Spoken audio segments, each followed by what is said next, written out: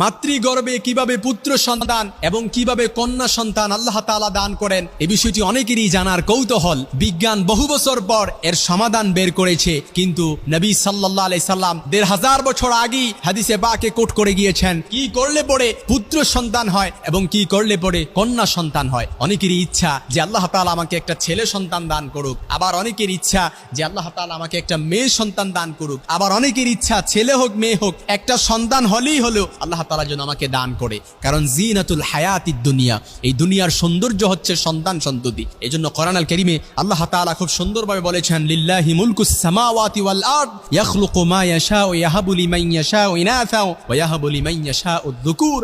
আসমান জমিনে যা কিছু আছে সব কিছুর মালিকানা রাজত্ব একমাত্র আল্লাহ তাআলার। তিনি যা ইচ্ছা তাই সৃষ্টি করেন, যাকে ইচ্ছা তিনি পুত্র সন্তান দান করেন, আবার যাকে ইচ্ছা তিনি কন্যা সন্তান দান করেন। কোরআন আল কারীমের অপর আয়াতে আল্লাহ তাআলা